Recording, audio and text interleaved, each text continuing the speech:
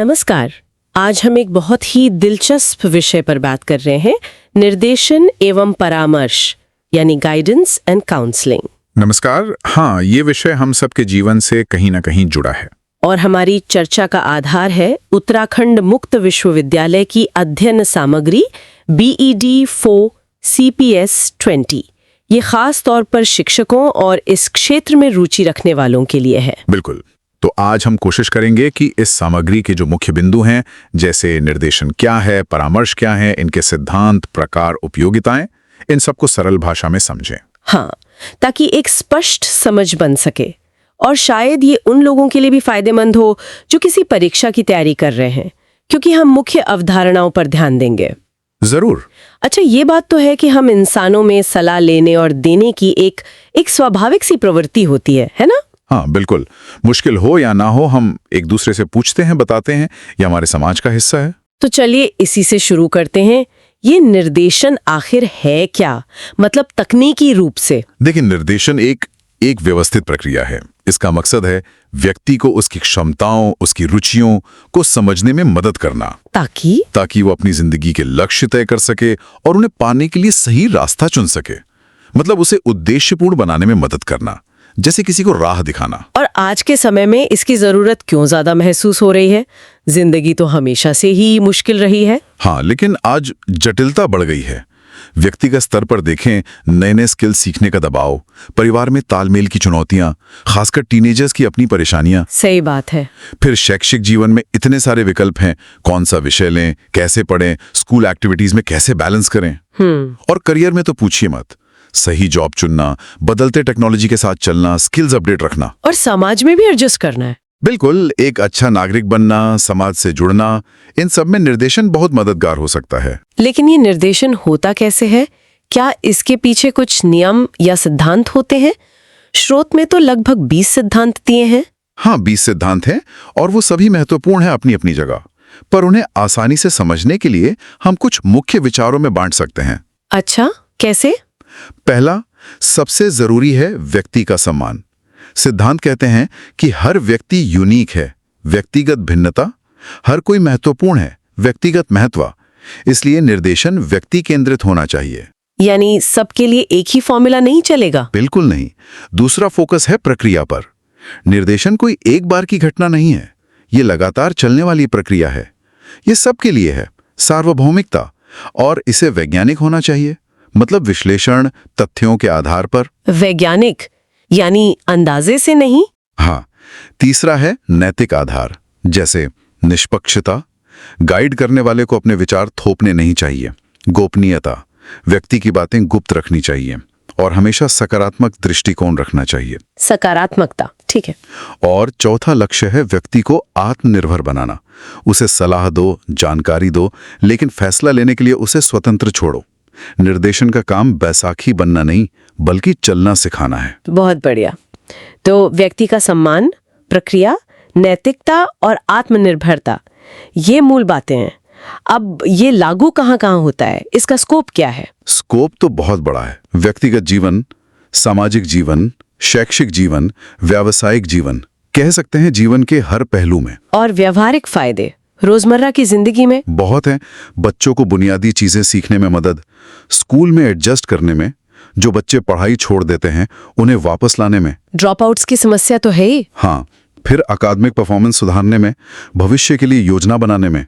ये सब इसकी उपयोगिताएं हैं। लेकिन ये सब सुनने में जितना आसान लगता है उतना होता नहीं होगा। क्या इसमें कुछ बाधाएं भी आती हैं? बिल्कुल आती है। सबसे बड़ी बाधा है प्रशिक्षित लोगों की कमी। अच्छे गाइड और काउंसलर आसानी से नहीं मिलते। फिर समाज इतनी तेजी से बदल रहा है, कंपटीशन इतना बढ़ गया है कि कई बार निर्देशन पीछे रह जाता है। हाँ, ये तो है। और क्योंकि ये मानवीय प्रक्रिया है, तो इसमें व्यक्तिपरकता यानी सब्जेक्टिविटी और पूर्वाग्रह आने का खतरा रहता है। गाइड की अपनी सोच, अपने अनुभव असर डाल सकते हैं। और शायद सिस्टम का सपोर्ट भी हमेशा नहीं मिलता होगा। सही कहा। प्रोत्साहन की कमी, संसाधनों की कमी, ये भी बाधाएं हैं। समझ गया। अब निर्देशन के प्रकारों पर आते हैं। कितने तरह का होता है? देखिए, अलग अलग विद्वानों ने अलग अलग वर्गीकरण दिए हैं। पीटरसन ने 5 बताए, प्रॉक्टर ने 6, जून्स ने 9, लेकिन समझने के लिए हम मुख्य रूप से 3 पर फोकस कर सकते हैं। कौन से 3? शैक्षिक, व्यावसायिक और व्यक्तिगत। ठीक है, तो शैक्षिक निर्देशन, एजुकेशनल गाइडेंस, क्या है? इसका सीधा संबंध पढ़ाई लिखाई से है। छात्रों को सही विषय चुनने में मदद करना, उनकी पढ़ने की आदतें सुधारना, स्कूल में एडजस्ट करने में मदद करना, उनकी शैक्षिक समस्याओं को सुलझाना, ये सब शैक्षिक निर्देशन में आता है। ये तो स्कूलों में बहुत जरूरी है। बिल्कुल। दूसरा है व्यावसायिक निर्देशन, वोकेशनल गाइडेंस। हाँ, ये व्यक्ति को अपनी रुचि, अपनी योग्यता और बाजार की जरूरत के हिसाब से सही करियर चुनने, उसकी तैयारी करने, नौकरी पाने और उसमें तरक्की करने में मदद करता है। एनवीजीए की परिभाषा भी यही कहती है। एनवीजीए मतलब? National vocational guidance association, America की संस्था है। अच्छा, और तीसरा?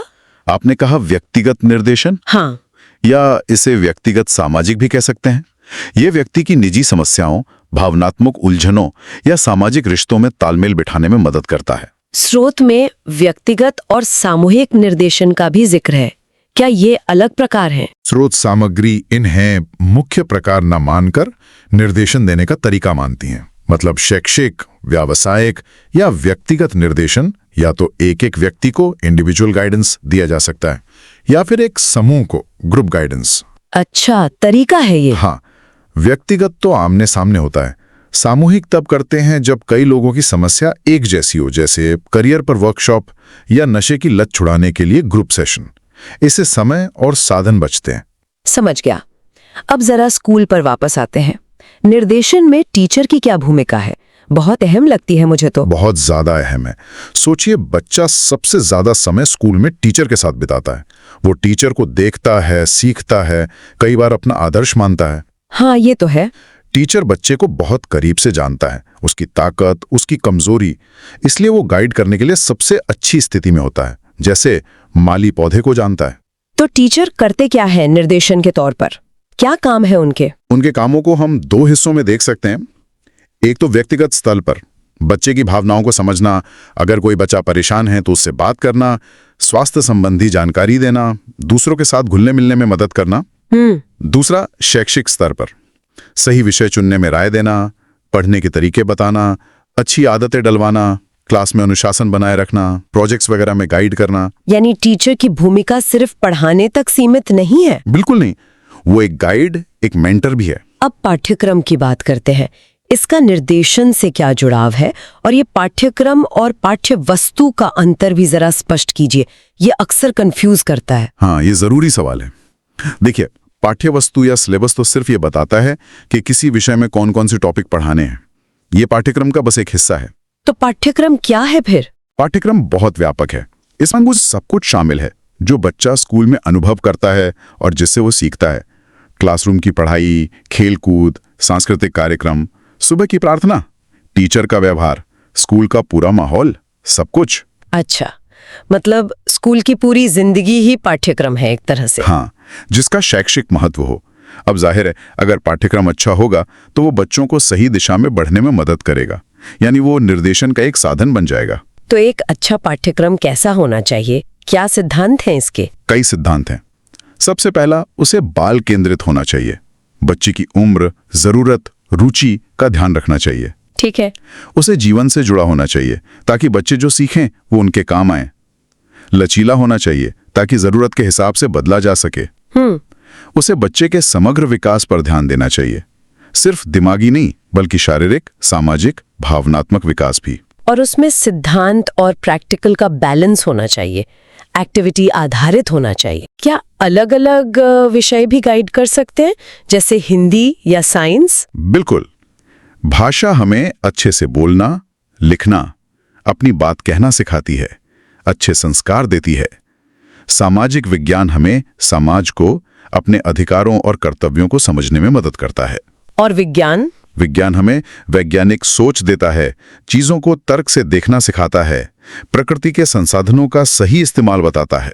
हर विषय अपने तरीके से गाइड करता है। और क्लासरूम में जो सीखना होता है उसे निर्देशन कैसे बेहतर बना सकता है? यहाँ फिर टीचर की भूमिका आती है। एक अच्छा टीचर सिर्फ पढ़ाता नहीं, वो गाइड करता है। वो पाठ्यक्रम को समझता है, स्पष्ट लक्ष्य बनाता है, बच्चों को मोटिवेट करता है। उदाहरण देता है, सवाल पूछता है, बच्चों को शामिल करता है। यानी पढ़ाने का तरीका ही गाइडेंस है? हाँ, एक तरह से। मूल्यांकन करना, फीडबैक देना, ये सब भी सीखने को दिशा देने यानी गाइड करने का ही हिस्सा है। चलिए अब बात करते हैं उन संस्थाओं की जो ये काम संगठित रूप से करती हैं। अभिकरण या एजेंसीज, ये क्या होती हैं? अभिकरण मतलब वो संगठन या संस्थाएं जो निर्देशन का काम करने के लिए बनी है। ये सरकारी भी हो सकती हैं, गैर सरकारी भी। भारत में कौन सी मुख्य एजेंसियां हैं जो ये काम कर रही हैं? ये हम 3 स्तरों पर देख सकते हैं, राष्ट्रीय, राज्य और स्थानीय। राष्ट्रीय स्तर पर? राष्ट्रीय स्तर पर सबसे महत्वपूर्ण है एनसीईआरटी। ये स्कूल शिक्षा के लिए नीतियां बनाती है, किताबें तैयार करती है और शैक्षिक और व्यावसायिक निर्देशन के क्षेत्र में रिसर्च, ट्रेनिंग, मटेरियल डेवलपमेंट का काम भी करती है। पहले एक अलग ब्यूरो था, CEBGE, केंद्रीय शैक्षिक एवं व्यावसायिक निर्देशन ब्यूरो। वो अब एनसीईआरटी में ही मिल गया है। अच्छा, और फिर विकलांगों और पूर्व सैनिकों के लिए पुनर्स्थापना निदेशालय है। रोजगार से जुड़ी रिसर्च और ट्रेनिंग के लिए CIRTES है। गैर सरकारी संस्थाओं में AIVGA, अखिल भारतीय शैक्षिक एवं व्यावसायिक निर्देशन संघ का नाम आता है। और हाँ, समाचार पत्र जैसे रोजगार समाचार भी सूचना देकर एक तरह से गाइडेंस का काम करते हैं। राज्य स्तर पर? राज्य स्तर पर आमतौर पर SCERT या राज्य शैक्षिक अनुसंधान और प्रशिक्षण परिषद होती हैं, जो NCERT जैसा काम राज्य में करती हैं। राज्य रोजगार निदेशालय, स्टेट एम्प्लॉयमेंट डायरेक्टोरेट के तहत व्यावसायिक मार्गदर्शन प्रकोष्ठ होते हैं। AIVGA की राज्य शाखाएं भी होती हैं। और स्थानीय स्तर पर? स्थानीय स्तर पर जिला स्तर के सरकारी ऑफिस, विश्वविद्यालय, कॉलेज, DIETs, जिला शिक्षा और प्रशिक्षण संस्थान और खुद स्कूल निर्देशन सेवाएं देते हैं। ये तो हुई निर्देशन की व्यवस्था। अब आते हैं परामर्श यानी काउंसलिंग पर।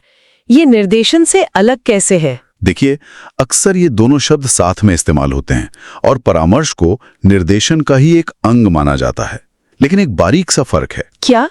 निर्देशन ज्यादातर सूचना देने, विकल्प बताने जैसा होता है और ये समूह में भी हो सकता है। परामर्श ज्यादा व्यक्तिगत होता है, ज्यादा गहरा होता है। इसमें व्यक्ति की भावनाओं, उसकी समस्याओं पर फोकस ज्यादा रहता है। ये लगभग हमेशा आमने सामने होता है। अच्छा, तो परामर्श ज्यादा इंटेंसिव है। इसके सिद्धांत क्या हैं? परामर्श के कुछ बहुत ही बुनियादी और महत्वपूर्ण सिद्धांत हैं, जैसे स्वीकृति, एक्सेप्टेंस। काउंसलर क्लाइंट को बिना किसी शर्त के स्वीकार करें, चाहे वो जैसा भी हो।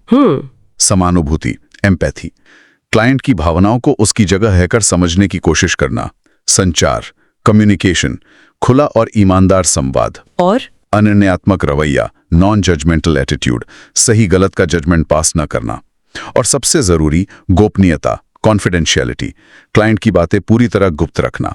ये सिद्धांत विश्वास बनाने के लिए जरूरी हैं। हाँ, गोपनीयता तो बहुत जरूरी होगी। अच्छा, परामर्श की प्रक्रिया क्या होती है? क्या इसके कुछ स्टेप्स हैं? हाँ, विलियमसन और डॉर्ले ने इसके 6 पद या स्टेप्स बताए हैं। ये एक लॉजिकल फ्लो है, हालांकि हर केस में सख्ती से ऐसा ही हो जरूरी नहीं। क्या है वो स्टेप्स? ये शायद परीक्षा के लिए भी महत्वपूर्ण होंगे। हाँ, हो सकते हैं। पहला है विश्लेषण, एनालिसिस, क्लाइंट के बारे में हर तरह की जानकारी इकट्ठा करना। दूसरा, संश्लेषण, सिंथेसिस, उस जानकारी को व्यवस्थित करना, पैटर्न देखना। ठीक है। तीसरा, निदान, डायग्नोसिस, समस्या की जड़ क्या है, कारण क्या है, यह समझना।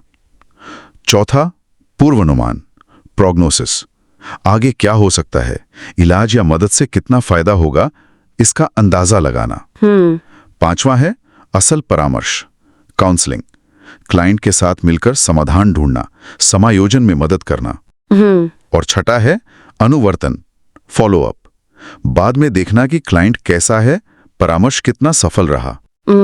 ये तो काफी व्यवस्थित प्रक्रिया लगती है। हाँ। इसमें काउंसलर किन तकनीकों का इस्तेमाल करते हैं? कई तकनीकें हैं, जैसे कभी-कभी सिर्फ चुप रहना भी क्लाइंट को सोचने का मौका देता है। क्लाइंट की बात को दोहराना, रीस्टेटमेंट, या उसकी भावनाओं को प्रतिबिंबित करना, रिफ्लेक्शन, ताकि उसे लगे कि उसे समझा जा रहा है। अच्छा। जरूरत पड़ने पर स्पष्टीकरण मांगना, उसकी बातों का विश्लेषण करना या व्याख्या करना, कभी-कभी आश्वासन देना भी जरूरी होता है। ये सब बातचीत को आगे बढ़ाने और समझ बनाने में मदद करते हैं। क्या परामर्श के अलग-अलग स्कूल ऑफ थॉट या विचारधाराएं भी हैं? हाँ, मुख्य रूप से 3 विचारधाराएं बहुत प्रमुख हैं, जिनके प्रवर्तक और तरीके अक्सर पूछे जाते हैं। कौन कौन सी? पहली है निर्देशीय या परामर्शदाता केंद्रित। इसके मुख्य प्रवर्तक E.G. विलियमसन हैं। इसमें काउंसलर ज्यादा एक्टिव होता है, सलाह देता है, समस्या के समाधान पर फोकस करता है। यानी काउंसलर ड्राइवर सीट पर है। हाँ, कह सकते हैं। दूसरी है अनिर्देशीय या प्रार्थी केंद्रित। इसके प्रवर्तक कार्ल रॉजर्स हैं। यहाँ क्लाइंट यानी प्रार्थी केंद्र में होता है। माना जाता है कि व्यक्ति में खुद को समझने और ठीक करने की क्षमता है। काउंसलर बस एक मददगार माहौल बनाता है। इसमें क्लाइंट ड्राइवर सीट पर है। बिल्कुल। और तीसरी है समन्वित इक्लेक्टिक। इसके प्रमुख नाम FC थॉर्न है। ये सबसे ज्यादा प्रैक्टिकल मानी जाती है। इसमें काउंसलर जरूरत के हिसाब से निर्देशीय और अनिर्देशीय दोनों तकनीकों का इस्तेमाल करता है, मतलब ज्यादा लचीलापन होता है। अच्छा, तो ये 3 मुख्य अप्रोच है, विलियमसन, रॉजर्स और थॉर्न। हाँ, ये नाम और इनकी मुख्य बातें ध्यान रखने लायक हैं। आपने ग्रुप गाइडेंस की बात की थी, क्या ग्रुप काउंसलिंग भी होती है? हाँ, बिल्कुल। समूह परामर्श ग्रुप काउंसलिंग भी होता है। इसमें काउंसलर कुछ ऐसे लोगों के ग्रुप के साथ काम करता है जिनकी समस्याएं या लक्ष्य मिलते जुलते हों। इसके क्या फायदे और नुकसान है? फायदा यह है कि ये किफायती है, एक साथ कई लोगों की मदद हो जाती है, सदस्यों को एक दूसरे से सीखने और सपोर्ट मिलता है, उन्हें लगता है कि वो अकेले नहीं है। हाँ, ये तो बड़ा फायदा है। नुकसान ये है कि हर किसी पर व्यक्तिगत ध्यान देना मुश्किल होता है, गोपनीयता बनाए रखना एक चुनौती है, और ग्रुप में मतभेद भी हो सकते हैं। बहुत गहरी व्यक्तिगत समस्याओं के लिए ये शायद उपयुक्त ना हो। ठीक है, अब हम निर्देशन और परामर्श के एक बड़े लक्ष्य पर आते हैं, समायोजन, एडजस्टमेंट। ये क्या भला है? समायोजन मतलब एडजस्ट करना। ये वो प्रक्रिया है जिससे हम अपनी जरूरतों और हमारे आसपास के माहौल की मांगों के बीच एक बैलेंस बनाते हैं। ये लगातार चलता रहता है। यानी माहौल के हिसाब से ढलना या माहौल को बदलना, दोनों, ताकि हम संतुष्ट रह सकें। शेफर और गेट्स जैसे विद्वानों ने इसे परिभाषित किया है। ये व्यक्तिगत, सामाजिक, व्यावसायिक हर स्तर पर होता है। कई बार हम तनाव से बचने के लिए कुछ अजीब सी हरकतें करते हैं, जैसे बहाने बनाना। इन्हें शायद सुरक्षा युक्तियां या डिफेंस मैकेनिज्म कहते हैं। हाँ, मानसिक मनोरचनाएं या सुरक्षा युक्तियां, डिफेंस मैकेनिज्म्स, ये हमारे अचेतन मन के तरीके हैं जिनसे हम चिंता या तनाव को कम करने की कोशिश करते हैं। ये हमारे अहम को चोट लगने से बचाते हैं। कुछ उदाहरण देंगे? बहुत सारी हैं, जैसे युक्तिकरण, अपनी नाकामी के लिए अच्छे बहाने बनाना, जैसे लोमड़ी का कहना कि अंगूर खट्टे हैं। हाँ। उदात्तीकरण, अपनी अस्वीकार्य इच्छाओं जैसे गुस्से को किसी अच्छे काम में लगाना, जैसे स्पोर्ट्स या आर्ट। अच्छा। प्रक्षेपण, अपनी गलतियां कमी दूसरों में देखना। दमन, बुरी यादों या इच्छाओं को अनजाने में दबा देना। प्रतिगमन, मुश्किल आने पर बच्चों जैसा व्यवहार करना। ये तो बहुत सारी हैं। क्षतिपूर्ति, तादात्म्य, कल्पना। हाँ, विस्थापन, गुस्सा कहीं और निकालना। प्रतिक्रिया निर्माण, जो चाहते हैं उसके ठीक उल्टा करना। ये सब अचेतन रूप से काम करती हैं। थोड़े समय के लिए ठीक हैं, पर इनका ज्यादा इस्तेमाल ठीक नहीं। समायोजन में प्रेरणा का क्या रोल है? प्रेरणा ही तो हमें चलाती है। हमारी जैविक जरूरतें, भूख, प्यास, मनोवैज्ञानिक जरूरतें, प्यार, सम्मान, सुरक्षा, सामाजिक जरूरतें, ये सब हमें व्यवहार करने को प्रेरित करती हैं। जब जरूरतें पूरी होती हैं तो समायोजन अच्छा रहता है, जब बाधा आती है तो दिक्कत होती है। और जब दिक्कत होती है, जरूरत पूरी नहीं होती, तो क्या होता है? कुंठा, फ्रस्ट्रेशन। हाँ, कुंठा या भग्नाशा। जब हमारी किसी इच्छा या जरूरत के रास्ते में रुकावट आती है तो जो निराशा और तनाव होता है वही कुंठा है। ये रुकावट बाहरी भी हो सकती है, जैसे बाढ़ आ गई, या अंदरूनी भी, जैसे आत्मविश्वास की कमी। लोग इस पर कैसे रिएक्ट करते हैं? अलग अलग तरह से। कुछ लोग समझौता कर लेते हैं, कुछ पीछे हट जाते हैं, और कुछ आक्रामक हो जाते हैं। एक और शब्द आता है, अंतर्द्वंद्व, कॉन्फ्लिक्ट। इसका क्या मतलब है? अंतर्द्वंद तब होता है जब हमारे मन में 2 या 2 से ज्यादा विरोधी इच्छाएं या लक्ष्य एक साथ टकराते हैं। हमें चुनना मुश्किल हो जाता है। जैसे? कर्ट लेविन ने इसके 3 मुख्य प्रकार बताए हैं जो समझने में आसान है। पहला, उपागम, अप्रोच। 2 अच्छी चीजों में से एक चुनना है, जैसे 2 पसंदीदा फिल्में एक ही समय पर लगी हों। हाँ, ये तो होता है। दूसरा, परिहार, अवॉइडेंस। 2 बुरी चीजों में से एक को चुनना ही पड़ेगा, जैसे या तो मुश्किल होमवर्क करो या टीचर की डांट खाओ। ओफ। तीसरा, उपागम परिहार, अप्रोच अवॉइडेंस। एक ही चीज में कुछ अच्छा भी है और कुछ बुरा भी। जैसे नौकरी में प्रमोशन तो मिल रहा है पर शहर छोड़ के जाना पड़ेगा। ये तीसरा वाला सबसे मुश्किल लगता है। हाँ, इसमें तनाव ज्यादा होता है। लगातार अंतर्द्वंद्वों में रहने से मानसिक स्वास्थ्य बिगड़ सकता है। और जब व्यक्ति लगातार कुंठा या अंतर्द्वंद झेलता है और एडजस्ट नहीं कर पाता तो उसे कुसमायोजन कहते हैं। बिल्कुल, कुसमायोजन यानी समायोजन करने में असफल होना। इसके कई कारण हो सकते हैं।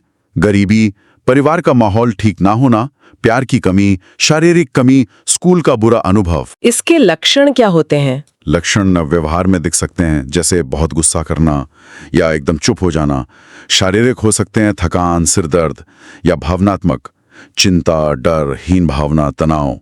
ये सुसमायोजित व्यक्ति के ठीक उलट होता है। सुसमायोजित व्यक्ति कैसा होता है? जो खुद को जानता है, वास्तविकता को स्वीकारता है, जिसके रिश्ते अच्छे होते हैं, जो चुनौतियों का सामना कर पाता है, लचीला होता है। ये सब बातें हमें मानसिक स्वास्थ्य की तरफ ले जाती हैं। क्या है मानसिक स्वास्थ्य? मानसिक स्वास्थ्य का मतलब सिर्फ मानसिक बीमारी का ना होना नहीं है। ये एक पॉजिटिव स्टेट है। कार्ल मिनिंजर ने कहा था कि ये पर्यावरण और दूसरे लोगों के साथ खुशी और असरदार तरीके से एडजस्ट करने की क्षमता है। तो मानसिक रूप से स्वस्थ व्यक्ति की क्या पहचान है? वो खुद को समझता है, अपनी कीमत जानता है, आत्मसम्मान, दूसरों से अच्छे रिश्ते बना पाता है, अपनी जरूरतों को पूरा कर पाता है, जिंदगी में लक्ष्य रखता है, खुश रहता है और मुश्किलों से निपट लेता है। इसे कौन सी चीजें प्रभावित करती हैं और टीचर क्या कर सकते हैं? शारीरिक स्वास्थ्य, परिवार का माहौल, स्कूल का माहौल, जरूरतें पूरी हो रही हैं या नहीं, जीवन के प्रति नजरिया, ये सब असर डालते हैं। टीचर एक अच्छा सपोर्टिव माहौल बनाकर बच्चों को समझकर उन्हें गाइड करके बहुत मदद कर सकते हैं। एक और शब्द है मानसिक स्वास्थ्य विज्ञान, मेंटल हाइजीन। ये क्या है? ये वो विज्ञान है जो मानसिक स्वास्थ्य को बनाए रखने और मानसिक बीमारियों को रोकने के उपायों का अध्ययन करता है। इसका लक्ष्य है मानसिक स्वास्थ्य की रक्षा करना, इलाज ढूंढना और मानसिक बीमारियों के बारे में जागरूकता फैलाना। ठीक है। आखिर में निर्देशन और परामर्श में व्यक्ति को समझने के लिए कुछ टूल्स और टेस्ट्स का भी इस्तेमाल होता है। वो कौन से हैं? हाँ, जानकारी इकट्ठा करने के कई तरीके हैं, जैसे साक्षात्कार लेना, व्यक्ति के व्यवहार का अवलोकन करना, उससे प्रश्नावली भरवाना। प्रश्नावली और अनुसूची में क्या फर्क है? मुख्य फर्क ये है कि प्रश्नावली व्यक्ति खुद भरता है, जबकि अनुसूची में प्रश्नकर्ता सवाल पूछता है और जवाब खुद भरता है। अच्छा। और व्यक्ति का पूरा इतिहास, केस हिस्ट्री तैयार करना, स्कूल के संचयी अभिलेख, क्यूमुलेटिव रिकॉर्ड देखना, रेटिंग स्केल का प्रयोग करना, ये सब नॉन टेस्टिंग तरीके हैं। फिर कुछ मानकीकृत मनोवैज्ञानिक परीक्षण, साइकोलॉजिकल टेस्ट्स भी होते हैं। ये मनोवैज्ञानिक परीक्षण कौन-कौन से होते हैं? इनके नाम शायद याद रखने जरूरी है। हाँ, कुछ मुख्य प्रकार हैं। पहला, बुद्धि परीक्षण, इंटेलिजेंस टेस्ट्स। ये व्यक्ति की सामान्य मानसिक क्षमता यानी IQ मापते हैं। बिने साइमन स्केल इसका क्लासिक उदाहरण है। स्पीयरमैन, थर्स्टन, गिलफोर्ड के सिद्धांत भी इसी से जुड़े हैं। गिलफोर्ड का वो 160 फैक्टर वाला मॉडल। हाँ, वही। स्रोत में 160 लिखा है, हालांकि गणना 120 होती है, पर हम स्रोत के अनुसार 160 कहेंगे। ये शाब्दिक या अशाब्दिक, व्यक्तिगत या सामूहिक हो सकते हैं। ठीक है। दूसरा, अभिक्षमता परीक्षण। ये किसी खास क्षेत्र में भविष्य में सीखने की क्षमता या पोटेंशियल को मापते हैं। जैसे कोई संगीत में अच्छा कर सकता है या इंजीनियरिंग में। DAT यानी विभेदक अभिक्षमता परीक्षण, इसका उदाहरण है। तीसरा, रुचि परीक्षण, इंटरेस्ट इन्वेंटरीज। ये बताते हैं कि व्यक्ति की रुचि किन कामों या व्यवसायों में है, जैसे स्ट्रॉन्ग वोकेशनल इंटरेस्ट ब्लैंक या Kuder preference record. Career counselling में ये बहुत काम आते हैं। चौथा, व्यक्तित्व परीक्षण, पर्सनालिटी टेस्ट्स। ये व्यक्ति के व्यवहार, सोच और भावनाओं के पैटर्न को समझने की कोशिश करते हैं। इसके कई तरीके हैं। वस्तुनिष्ठ जैसे रेटिंग स्केल या प्रश्नावली, जैसे बेल एडजस्टमेंट इन्वेंट्री, और प्रक्षेपी तरीके। प्रक्षेपी जैसे वो स्याही के धब्बे वाले। हाँ, रोशा स्याही धब्बा परीक्षण और TAT, थीमेटिक अपरसेप्शन टेस्ट, जिसमें कहानी बनानी होती है। और ये व्यक्ति के अचेतन मन को समझने में मदद करते हैं। और एक सृजनात्मकता परीक्षण भी है शायद। हाँ, सृजनात्मकता परीक्षण, क्रिएटिविटी टेस्ट्स, जो नई और मौलिक सोच की क्षमता को मापते हैं, जैसे टॉरेंस टेस्ट्स। बहुत विस्तार से बात हुई। तो आज हमने निर्देशन और परामर्श के कई पहलुओं को छुआ। उनकी जरूरत, सिद्धांत, प्रकार, टीचर और पाठ्यक्रम की भूमिका, एजेंसियां, फिर परामर्श की प्रक्रिया, उसके नजरिए, समायोजन और मानसिक स्वास्थ्य की बातें, और अंत में कुछ प्रमुख परीक्षण और तकनीकें। हाँ, और ये सब आपस में जुड़े हुए हैं। इनका अंतिम लक्ष्य एक ही है, व्यक्ति को अपनी क्षमता का भरपूर उपयोग करके एक संतुष्ट और सफल जीवन जीने में मदद करना। ये सिर्फ समस्या सुलझाना नहीं, बल्कि व्यक्ति का विकास है। बिल्कुल। और ये याद रखना जरूरी है कि ये जीवन भर चलने वाली प्रक्रियाएं हैं। आत्मसमझ और समायोजन इसमें केंद्र में है। तो आखिर में एक सवाल श्रोताओं के लिए छोड़ते हैं। आज की इस जटिल और भागदौड़ भरी जिंदगी में, जहां चुनौतियां बढ़ रही हैं, क्या हम औपचारिक मदद के बिना भी खुद को गाइड करने, सेल्फ गाइडेंस और मुश्किलों से उभरने की ताकत, रिजिलियंस विकसित कर सकते हैं? और इसमें लगातार सीखते रहने, लाइफ लॉन्ग लर्निंग की क्या भूमिका हो सकती है? सोचिएगा जरूर।